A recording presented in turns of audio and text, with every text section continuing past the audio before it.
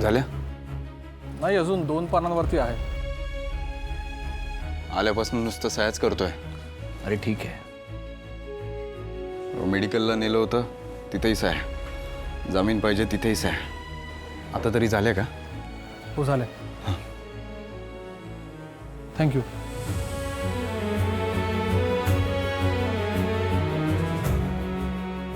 दीप, चांगली बातमी आहे.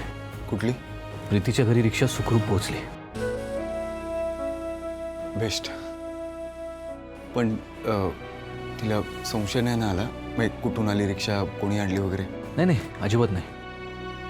हा म्हणजे त्यांनी 2-4 प्रश्न विचारले होते, पण आपल्या माणसाने सिच्युएशन एवढी छान हाताळली ना की त्यांना खरंच वाटलं की हाच विमा अधिकारी आहे. आणि तो गेल्यावर त्या खूप खुश झाल्या.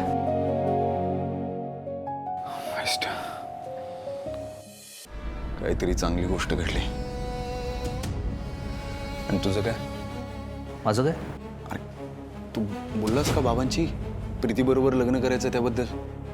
दीप, माझं खरंच धाडसच होत नाही आहे. अरे म्हणजे 2-3 वेळा संधी पण चालून आली होती, मी प्रयत्न पण केला, पण मला भीती वाटते. अरे दादा, तू असं काय, तुला प्रीतीबरोबर लग्न करायचंय की नाही? अरे हो, पण मग तुलाच बोलावं लागणार आहे बाबांची.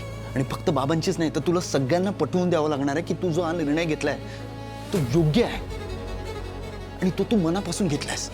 अरे मला हे सगळं पटतंय, पण बाबांना कसं सांगू? यार, त्यांनी माझ्यासाठी जी मुलगी निवडली ना ती त्यांच्या जवळच्या मित्राची मुलगी आहे. आता ते मला काय माहिती नाही. तुला बाबांची बोलावं लागणार आहे म्हणजे बोलावं लागणार आहे.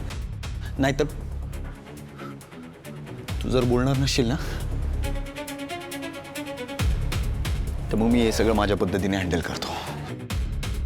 मग तुला माहिती आहे मी काही करू शकतो. मग जे होईल त्याला तू तयार राहा.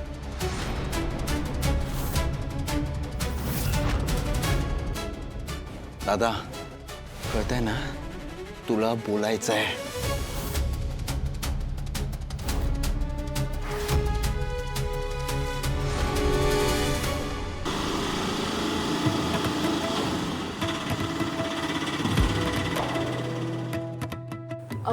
हो, बसा ना.